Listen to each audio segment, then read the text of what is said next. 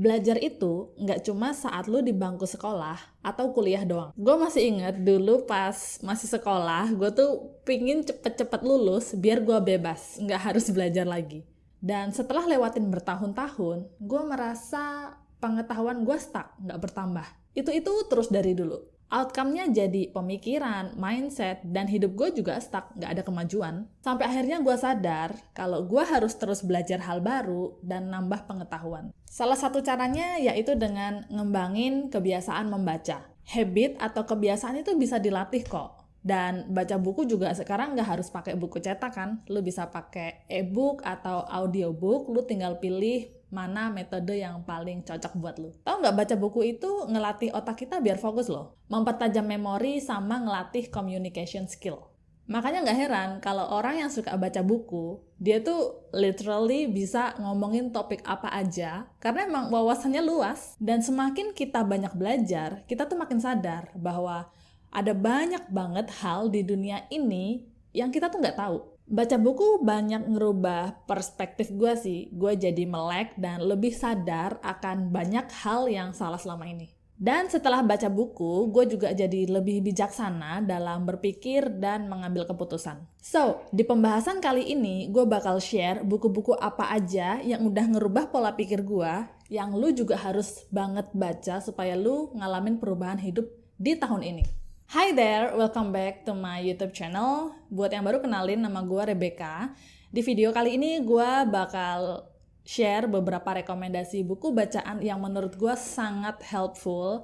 Dan gue yakin kalau lu juga baca buku ini, hidup lu bakal berubah. Pola pikir dan tindakan lu juga bakal jadi lebih bijaksana pastinya. So, langsung aja gue kasih tahu rekomendasi buku pertama yang harus lu baca adalah Atomic Habits by James Clear and The Compound Effect by Darren Hardy. Kenapa gue rekomenin dua buku ini? Karena pada dasarnya prinsip yang disampaikan kedua buku ini tuh sama, cuma beda cara penyampaiannya aja. Yaitu untuk dapat massive result atau perubahan yang signifikan, itu dimulai dari hal-hal kecil yang kita lakuin tiap hari, yang nantinya akan terakumulasi dan membawa perubahan yang besar. Di Atomic Habit, lu bakal diajarin cara untuk bikin sistem yang bisa nge-support lu untuk mencapai goal, dan sistem yang bisa mendukung lu untuk create good habit. Nanti dalam prosesnya juga lu bakal dijelasin soal tracking progress dan pentingnya untuk merayakan pencapaian kecil. Di Compound Effect ngajarin kalau keputusan lu nggak peduli sekecil apapun, itu selalu punya konsekuensi yang bakal terakumulasi dalam jangka panjang. Dan untuk ngeraih sukses itu, lu nggak perlu ngelakuin perubahan secara besar-besaran, secara dramatis gitu. Tapi kuncinya adalah konsisten dalam pilihan-pilihan kecil yang lu lakuin tiap hari. Di buku Compound Effect juga ngingetin kalau orang-orang yang ada di sekitar lu itu bisa mempengaruhi kesuksesan lu di masa depan. So, gue sangat menyarankan lu baca salah satu buku ini sih. Atau lebih bagus kalau lu baca keduanya. It's a life changing. Gue baca buku The Compound Effect itu pas awal tahun. Dan sampai hari ini, hidup gue berubah. Bukannya lebay, tapi emang yang diajarin itu simple banget dan kita bisa langsung praktekin. Buku selanjutnya, nomor 2, The Law of Success by Napoleon Hill. Buku ini tuh ditulis tahun 1928, so umurnya udah 1 abad ya. Tapi hebat banget loh, masih relevan sampai hari ini. Dan semua buku yang ada sekarang yang tentang self-help, leadership, sukses, dan self-improvement, itu semuanya berasal dari buku ini. Makanya gue highly suggest lu baca buku The Law of Success. Buku ini tuh ngasih guidance atau panduan supaya lu bisa achieving success in life. Nanti lu bakal diajarin tentang self-confidence, imagination, cara ambil keputusan, persistensi, leadership, cara nge-organize rencana, desire, specialized knowledge, dan auto-suggestion. Di sini gue nggak bisa jelasin panjang lebar, karena emang sedaging itu. Ada quotes dari bukunya bilang begini, "Success comes only when you act on what you know and believe. What your mind can conceive and believe, you can achieve." No matter what, pokoknya lu harus baca buku ini. Period. Rekomendasi buku nomor 3, yaitu 7 Habits of Highly Effective People by Stephen Covey. Gua tuh saking sukanya ya sama buku ini, sampai gua baca tuh berulang-ulang poinnya. Lu bisa cek juga di highlight Instagram sama TikTok karena gue bikin review tentang buku ini.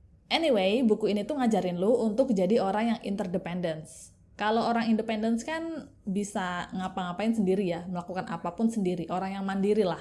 Kalau interdependence itu lu collab sama orang lain. Intinya kerjasama untuk ngeraih hasil yang lebih besar. Buku ini dibagi jadi 3 chapter tentang private victory itu untuk self-improvement, dan public victory itu ngajarin lu untuk menjalin hubungan sama orang lain. Tapi isinya banyak tentang productivity, tentang communication, think win-win, cara memahami orang, dan terakhir renewal itu lebih ke self-love. Overall, buku ini isinya daging sih. Bahkan setiap lembar, itu semuanya penting. Pokoknya lu jangan sampai miss nggak baca buku ini. Buku selanjutnya, ini yang paling gua suka nih. Nomor 4, yaitu The Psychology of Money by Morgan Housel. Gue sampai bikin review buku ini tuh ya, berkali-kali di TikTok sama Instagram. Karena emang menarik banget. Jadi buku ini tuh bahas soal keuangan, financial, tapi dari sisi psikologi. Penulis kasih tahu kalau the way kita spend duit itu mostly dipengaruhi sama kebiasaan atau watak asli kita. Buku ini juga jelasin kalau cara orang untuk mengelola keuangan dan berinvestasi itu beda. Kadang ada tips atau cara yang berhasil nih dipakai untuk orang lain,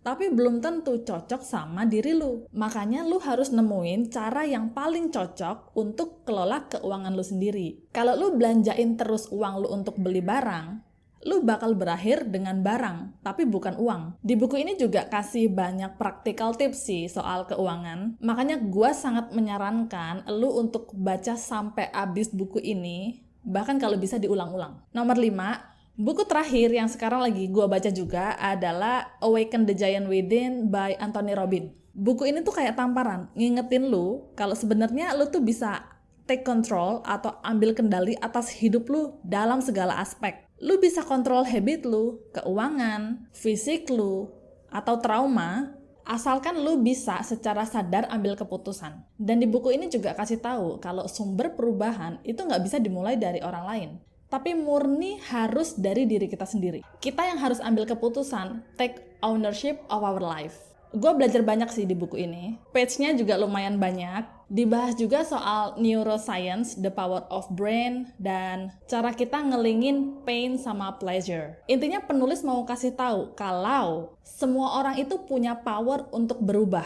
Tapi nggak semua orang sadar akan hal itu. Makanya gue menyarankan lu untuk baca buku Awaken the Giant Within by Anthony Robbins. So, itu tadi 5 rekomendasi buku yang wajib lu baca tahun ini supaya lu ngalamin transformasi dan perubahan hidup. Jangan lupa like and subscribe biar lu nggak ketinggalan